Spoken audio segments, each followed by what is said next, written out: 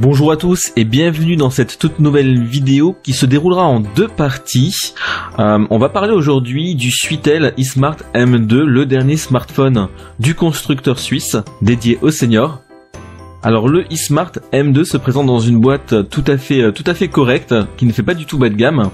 À l'arrière, on peut y découvrir les différentes spécificités techniques et on va mettre le point sur 2-3 comme les 8 Go de mémoire interne. On a 40 décibels en mode haut-parleur et 90 décibels en mode sonnerie. Le eSmart M2 dispose également de la radio FM, vraiment pas mal pour écouter sa radio un peu partout. Il est 4G, il a un écran de 5 pouces, une touche SOS à l'arrière et il est sous Android 5.1. On reviendra un peu plus sur les détails techniques plus tard dans une autre vidéo de test vraiment plus complet. Mais là on va vraiment s'attarder sur le déballage et ce que contient la boîte une fois que je l'ai achetée. On va donc ouvrir la boîte et découvrir ce que cache notre emballage du eSmart M2 de Suitel.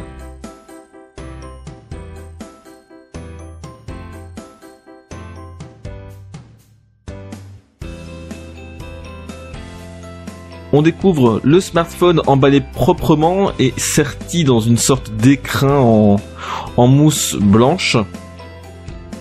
Donc la petite étiquette qu'on voit blanche en haut à gauche, c'est tout simplement la protection de l'écran qu'il faudra enlever une fois qu'on commencera à l'utiliser. On découvre aussi un chargeur secteur USB. Donc on branche le câble USB qu'on va voir juste après dessus, qu'on branche ensuite au smartphone pour le mettre en charge. Le câble USB, donc on vient d'en parler, il sert à recharger le téléphone, mais également à transférer des fichiers du téléphone, du smartphone à l'ordinateur. Donc on branche le câble USB au PC, on branche l'autre bout à son smartphone et on peut transférer photos, vidéos, etc. La batterie de 3200 mAh extra plate, extra légère, ça c'est vraiment un bon point.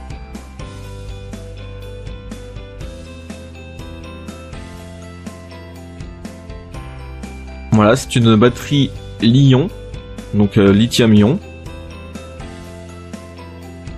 Vous aviez vu le fameux les deux batteries cover sur la boîte quand on a un peu regardé. On va en parler juste après. On a la notice d'utilisation en 4 langues, en allemand, en français, en italien et en anglais.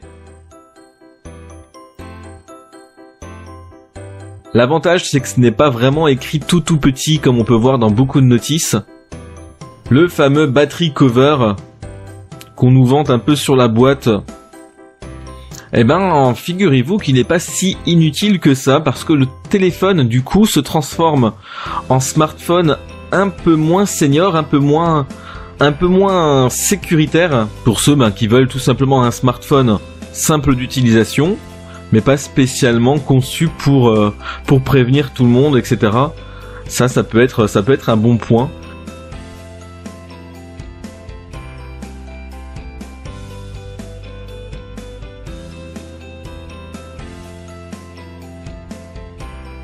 La cover, donc la batterie cover d'origine, dispose du bouton SOS, tandis que celle qu'on voit juste derrière, qu'on a sortie avant de la boîte, ne dispose pas du bouton SOS.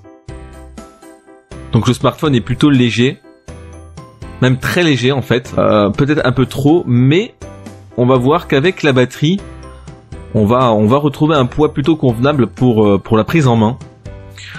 L'intérieur du smartphone, on a deux cartes SIM, on peut mettre deux cartes SIM, un port micro SD de jusqu'à 32 Go, le haut-parleur et l'emplacement de la batterie tout simplement, avec les différentes informations du smartphone. On place la batterie, on met le cover qu'on souhaite finalement, on peut mettre soit celui avec le bouton SOS, soit celui sans bouton SOS.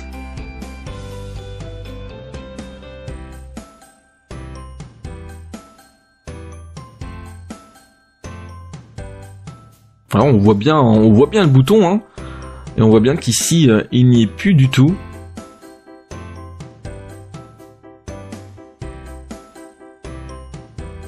Donc ce qu'on va faire, on va mettre celui avec le bouton SOS parce que finalement on est chez Monsieur Formation et chez Monsieur Formation, eh ben on s'occupe avant tout des seniors qui ont besoin de ce type d'appareil. Ne vous inquiétez pas, on s'occupe aussi de tout le monde.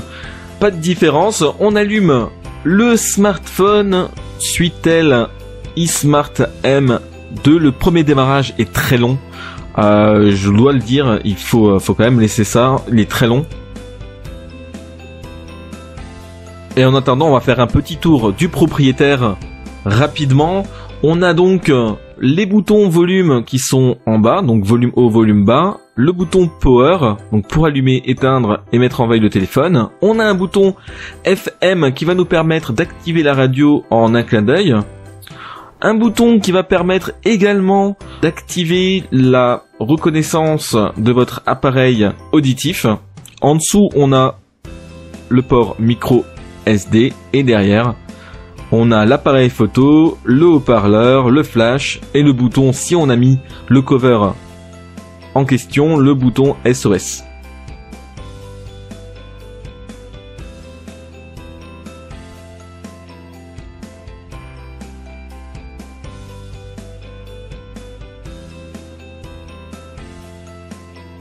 C'était Damien, j'espère que cette vidéo vous a plu, n'hésitez pas à la partager, à mettre un pouce bleu et à la commenter pour qu'on puisse aussi nous améliorer dans les prochaines vidéos.